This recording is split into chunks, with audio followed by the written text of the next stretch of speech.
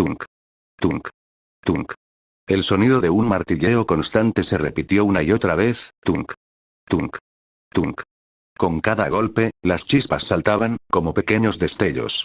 ¿Quién estaba forjando? Él no lo sabía. Pero, por alguna razón, estaba acostumbrado al sonido del martilleo, le traía calma el escucharlo. Finalmente, él escuchó una voz entre los martilleos, era baja y distorsionada. ¿La conexión se está perdiendo? Bueno, no importa, volverás aquí eventualmente. Tú lo lograrás, serás mi último trabajo. Él abrió sus ojos, su cuerpo se sentía rodeado por intensas llamas, como en el gran incendio de Fuyuki. Pero había algo extraño, generalmente, cuando soñaba con algo relacionado con llamas, estas no le traían buenos recuerdos. Sin embargo, esta vez era diferente. Las llamas lo estaban rodeando y lo estaban transformando. Shirou intentó abrir sus ojos para oír a la voz que intentaba comunicarse con él, por un momento, lo logró, y lo que vio fue el martillo, cayendo rápidamente hacia él. La parte racional de su cerebro le decía que lo esquivara y huyera. Pero, la parte de él que lo mantenía en trance, le hizo cerrar sus ojos y esperar el golpe. Tunk. Y así, el martillo cayó. Después de tanto, ¿es hora de volver a forjar? Shirou abrió sus ojos y se encontró con un techo conocido. ¿Esta es mi habitación? El joven pelirrojo se encontraba acostado en su futón, en sus manos todavía se encontraba sujetada fuertemente la katana. Él se quedó mirándola con una mezcla de emociones en su interior. Fascinación, respeto, admiración e, incluso, algo de miedo. Shirou. ¿Estás bien? Kiritsugu acababa de entrar en la habitación llevando una bandeja con agua y toallas, él corrió rápidamente a su lado. Sí. ¿Qué me pasó? Sufriste una apertura forzosa, contestó el viejo usuario de hechicería. ¿Una apertura forzosa? Kiritsugu asintió. Sí. Verás, Shirou, cuando un usuario de hechicería empieza a aprender a utilizarla, lo primero que debe hacérsele es abrir sus circuitos mágicos. Estos se encuentran cerrados por naturaleza, y solo después de ser abiertos pueden comenzar a ser utilizados. Generalmente, esto se hace mediante un pequeño ritual, pero, en tu caso, fueron abiertos sin ninguna preparación y de forma brusca. Esto causó que te desmayaras y que tu temperatura comenzara a aumentar. Ya veo, ¿causará algún problema a futuro? El trabajador independiente negó con su cabeza. No, de hecho, era algo que teníamos que hacer tarde o temprano. El detonante debió haber sido la katana. ¿Sucedió algo después de que te desmayaste? Shirou intentó recordar. Sí. Oí el sonido de un martillo. Creo que estaba en una forja y hubo una voz, pero no la recuerdo muy bien. Parece que mi teoría era cierta, o, al menos, eso parece. ¿A qué te refieres? Preguntó el chico mientras se enfriaba con una toalla mojada con agua fría. ¿Recuerdas por qué busqué la espada? Tenía la teoría de que tu familia estaba ligada al mundo iluminado por la luna. El hecho de que reaccionaras de esa forma y que la espada parezca tener algún tipo de maldición, confirma mi teoría. ¿La espada está maldita? Eso parece, aunque no estoy muy seguro de qué clase de efecto tiene. Pero, al menos, no es dañina para su portador. Por cierto, dijiste que me enseñarías a usar hechicería. ¿No es así? ¿Cuándo comenzaremos? Mañana. Hoy es mejor que dejes descansar tus circuitos mágicos. El refuerzo es una hechicería sencilla y puedo enseñarte a usarla de forma correcta, pero la proyección es diferente. Esta es más complicada y, por sus características negativas, tendremos que encontrar una manera de utilizarla de forma efectiva. Entiendo. Shirou asintió mientras se levantaba. ¿A dónde vas? El pelirrojo sonrió como no lo había hecho en mucho tiempo. Al dojo, quiero aprender a utilizarla lo más pronto posible.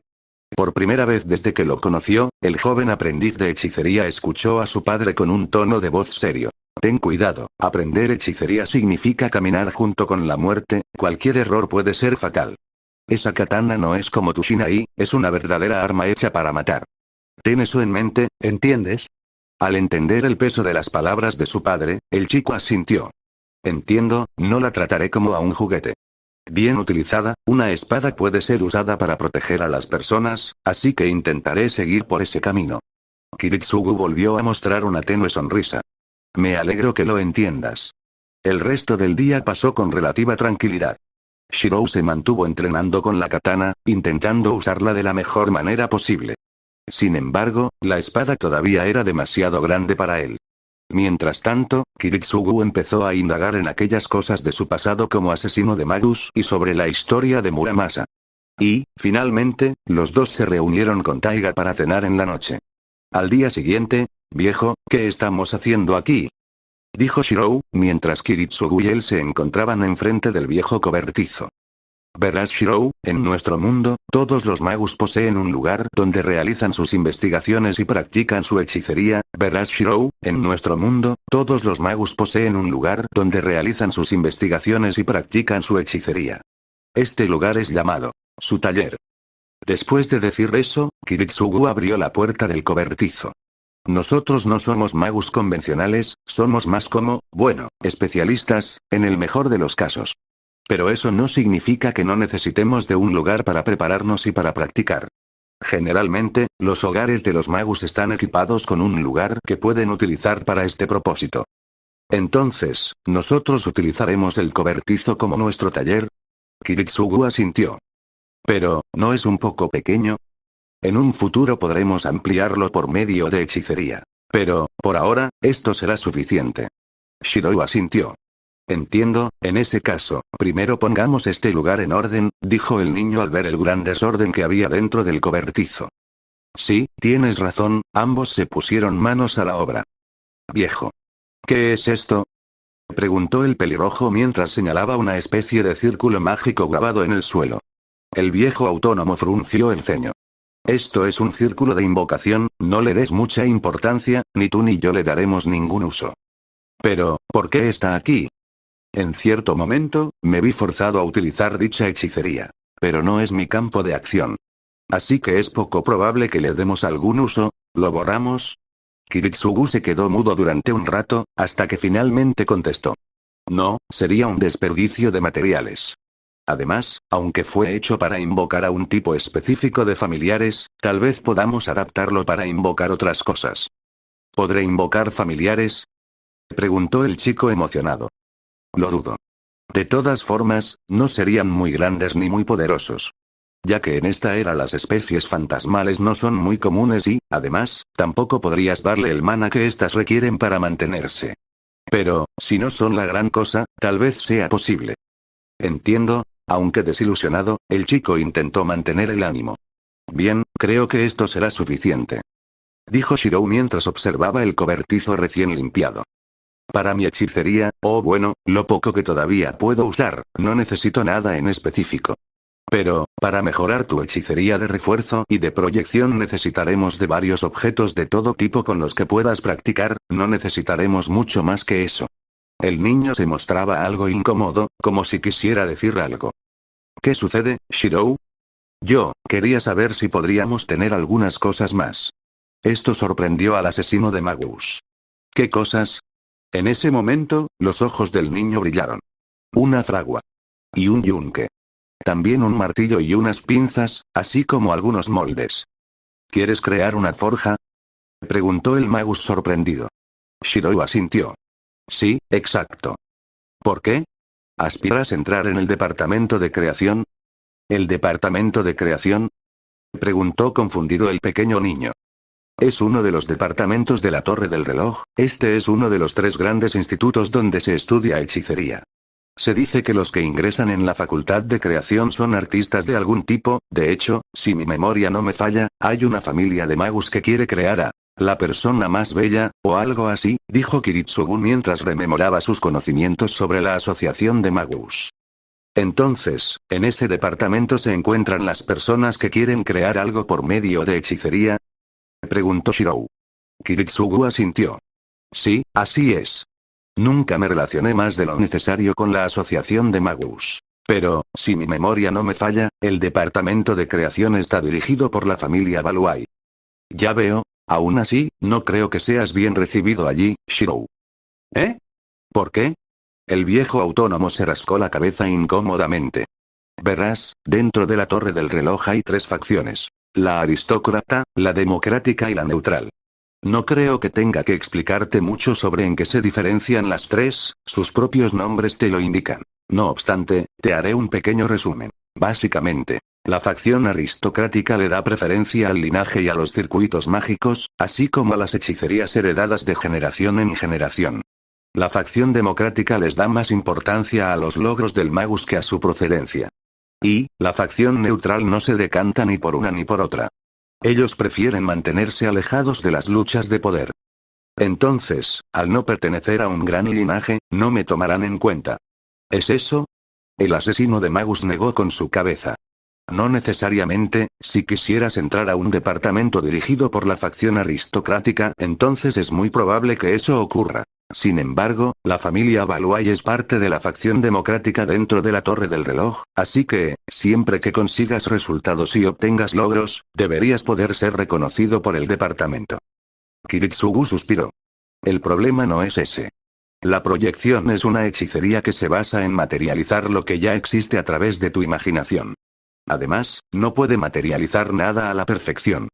Para un departamento que se basa en la creación, la proyección debe ser la hechicería más insultante que existe. Es probable que, por muy buena que sea la copia que hagas, esta nunca sea reconocida. ¿Y si no creo copias? Preguntó Shirou nervioso. ¿A qué te refieres? Desde que tomé por primera vez la Muramasa, he tenido unos sueños muy raros. ¿Sueños raros? Preguntó Kiritsugu. ¿Será la maldición de la katana?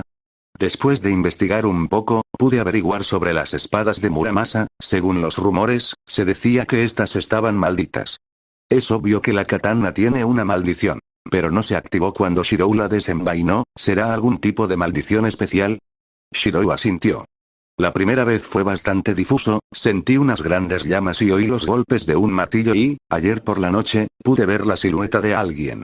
Él se encontraba delante de un yunque y a su lado había una fragua, pude ver cómo utilizaba su martillo para darle forma a un arma, estoy seguro que era una espada, me quedé mirándole atentamente durante un rato, hasta que sentí como si fuera a despertar. Antes de que el sueño acabara, él se detuvo, tomó una copa de sake, y me habló, antes de que el sueño acabara, él se detuvo, tomó una copa de sake, y me habló, ¿y qué dijo? Él dijo. El momento de volver a forjar ha llegado. Si vas a aprender las técnicas que hemos creado y perfeccionado durante muchas generaciones, entonces observa atentamente, tal vez tú seas el descendiente que logre alcanzar nuestro objetivo. Kiritsugu se sobó la barbilla. Ya veo. Entonces las investigaciones que hice estaban en lo correcto. ¿Investigaste a Muramasa? Kiritsugu asintió. Sí. Muramasa y sus katanas son legendarias en Japón, se dice que todas están malditas y que el objetivo de Muramasa era crear la última y más grande espada, una que pudiera cortarlo todo. O al menos, eso cuentan las leyendas, y yo soy su descendiente, es muy probable. La escuela de forja de Muramasa se mantuvo forjado espadas durante 3 generaciones, es decir que existieron 3 maestros herreros con el apellido Muramasa. Después del tercer maestro herrero, la escuela cerró y desapareció, esto sorprendió al pelirrojo. ¿Por qué desapareció? Se dice que las espadas de Muramasa eran espadas anti-Tokugawa, ya que traían la muerte a los miembros de esta dinastía. Esto produjo que las katanas fueran prohibidas.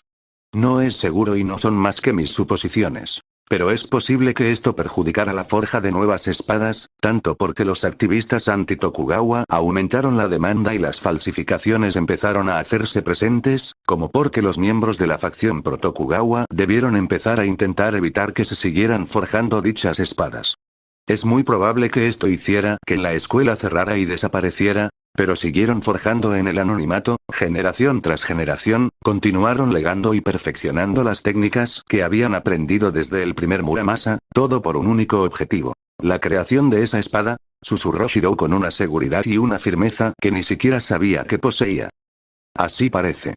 Es muy probable que esa espada actúe como, para lo que las otras familias de magus sería, una cresta mágica.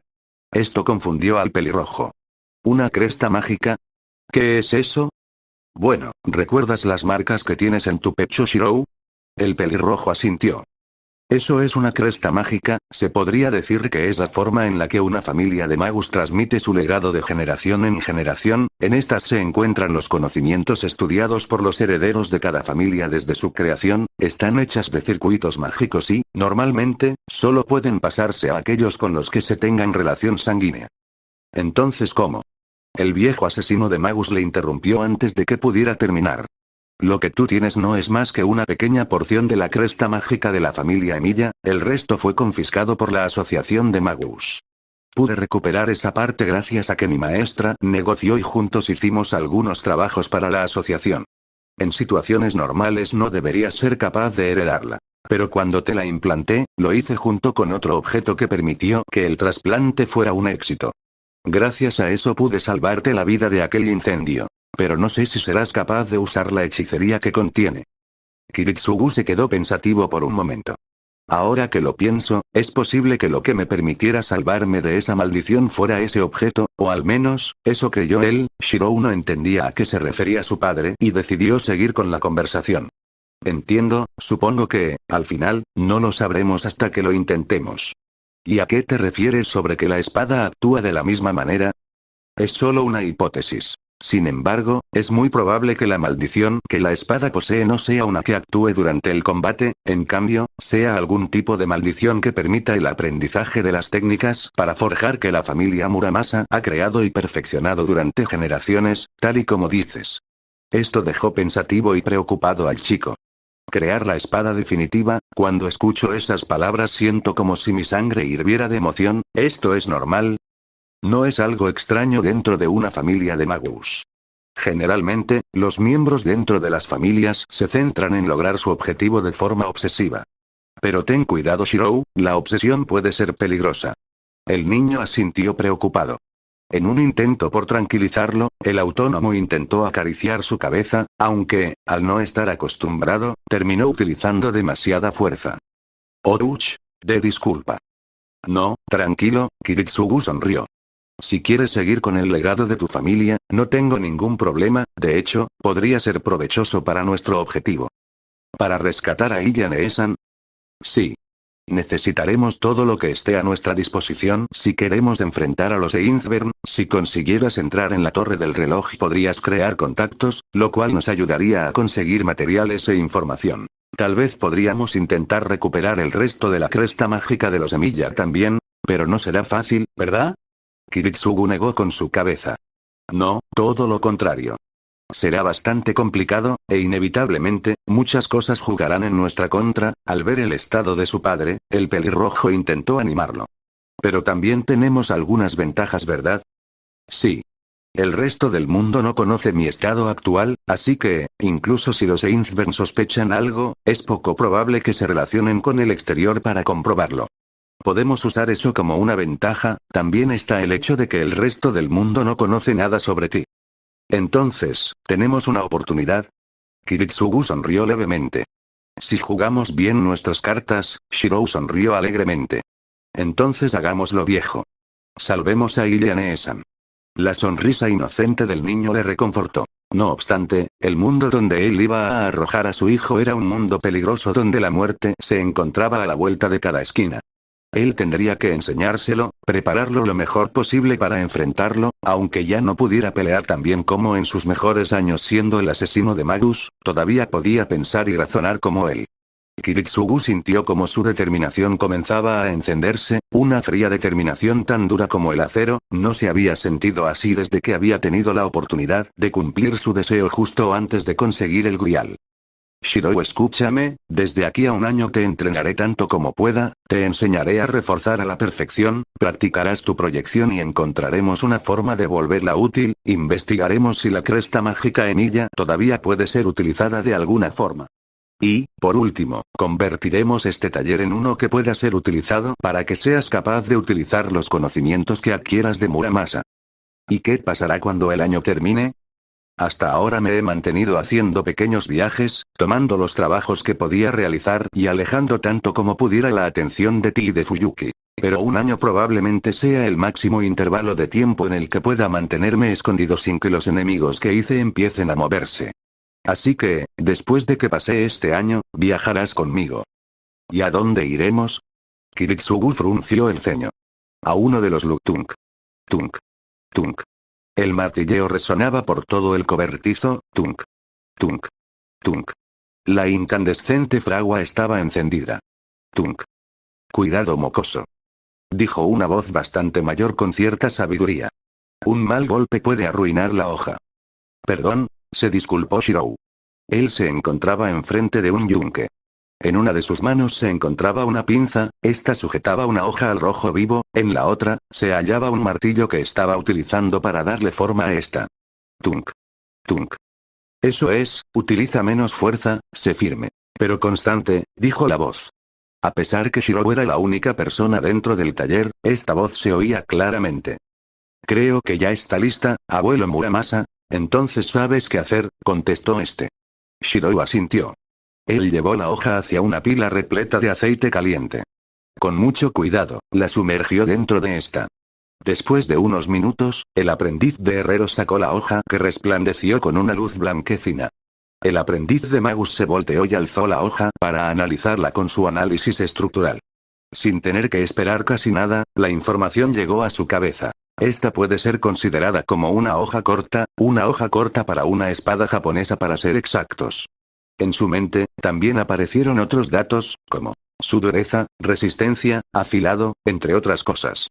Todas estaban en su máximo esplendor, pues la espada acababa de ser forjada.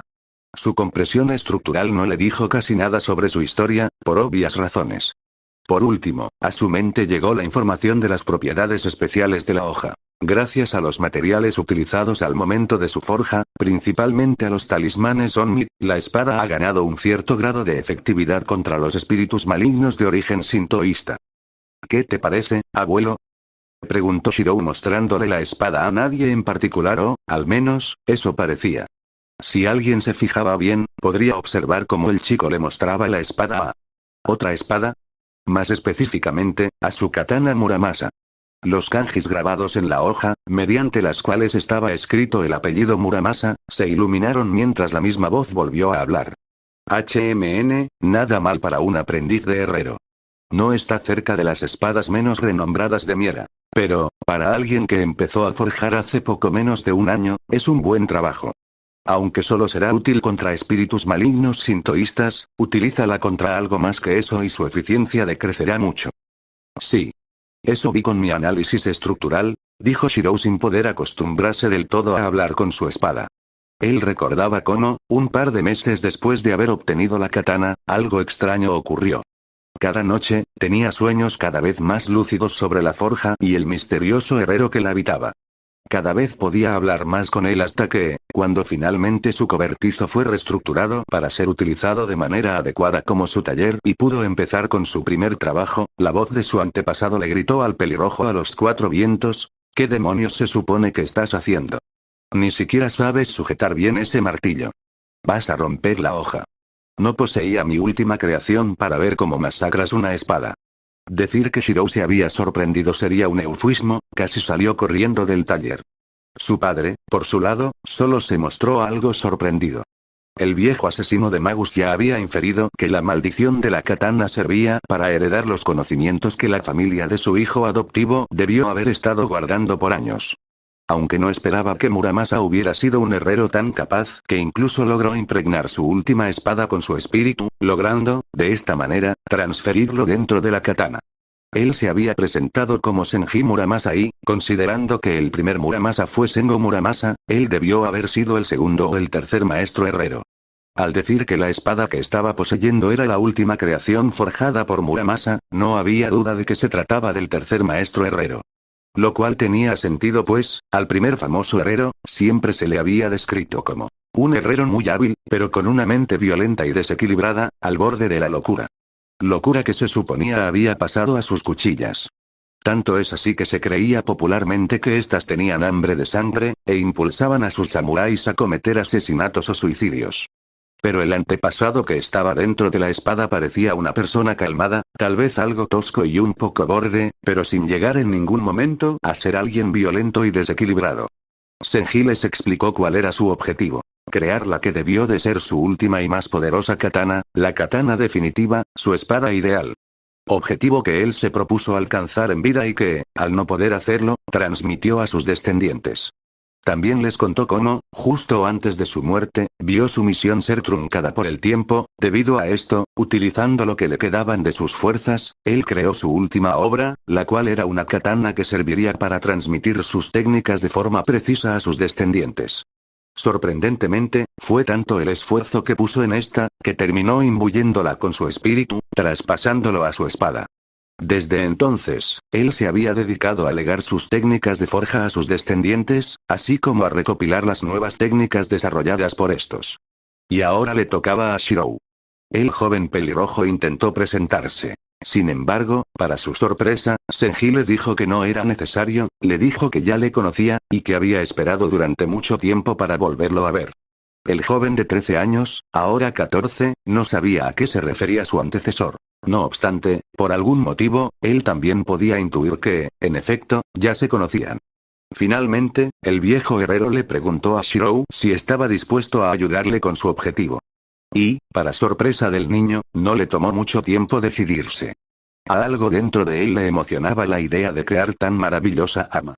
A Kiritsugu tampoco le pareció mal la decisión, pues él sabía que su hijo fue irreversiblemente afectado por el incendio, haciendo que no se preocupase mucho por su vida. De hecho, el viejo Magus temía el día en que Shirou se quedara solo. El niño no tenía ningún objetivo, nada más allá de su deseo de ayudar a las personas, nacido como una forma de penitencia por haber sobrevivido al incendio. El que alguien le diera un objetivo, que al pelirrojo le gustara, y que no hiriera a nadie al intentar conseguirlo, era una bendición para él. Por un momento, el autónomo pensó en contarle más sobre su sueño. No obstante, en el mismo instante en el que dijo las palabras, aliado de la justicia, el rostro de Irisbiel le vino a su mente. Su expresión deformada y agonizante mientras él apretaba su cuello, incluso si no era la verdadera Iri, era un claro recuerdo de lo que había sacrificado por perseguir su sueño. Lo perdió todo, a su esposa, a su hija, y mató a más de 500 personas sin obtener nada a cambio. Todo por perseguir un sueño imposible, hermoso, sí, pero imposible.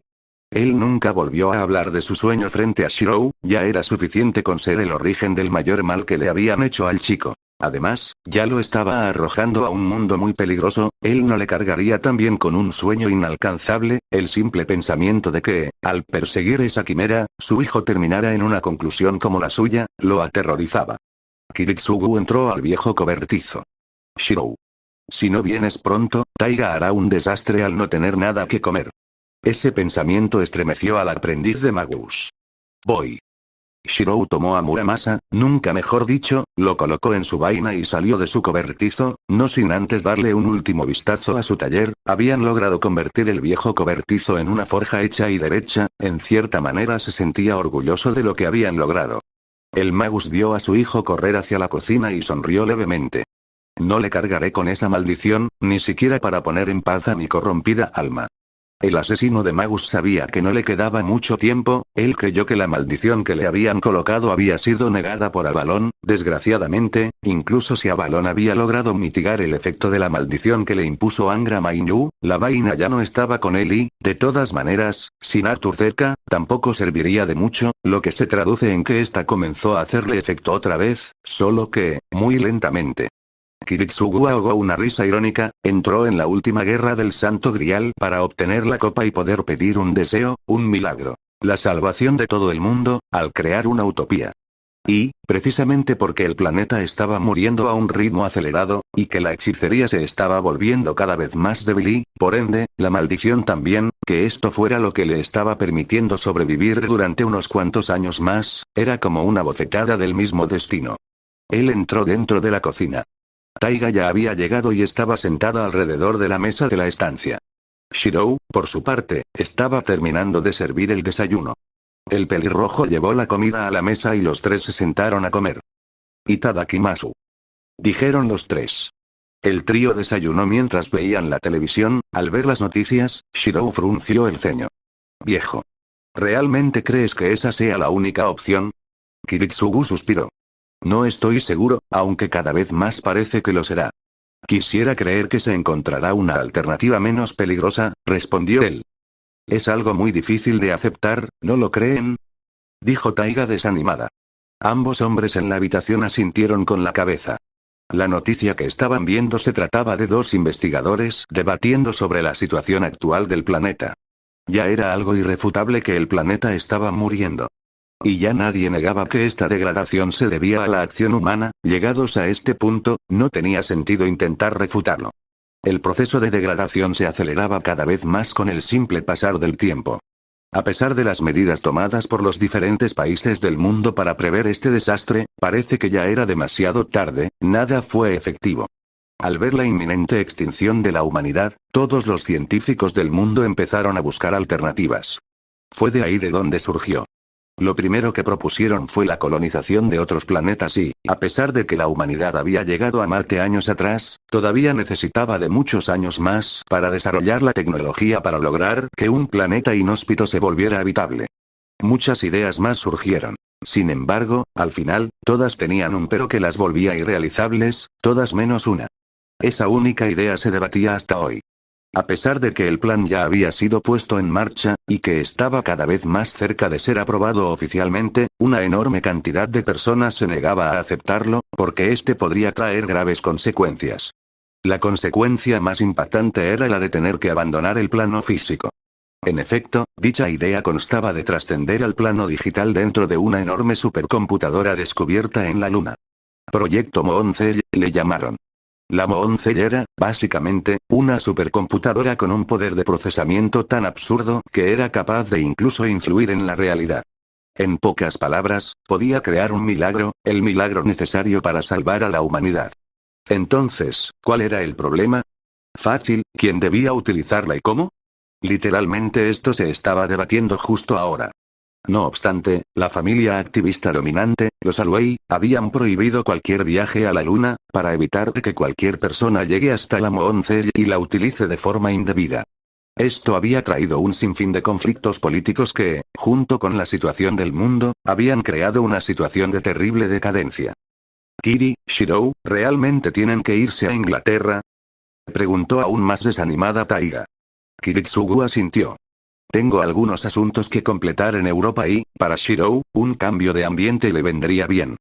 Taiga murmuró desanimada. Comprendo que Inglaterra es uno de los pocos países que se ha visto menos afectado por la situación actual. Pero, aún así, Fuyuki también es uno de esos pocos lugares que se mantiene relativamente normal.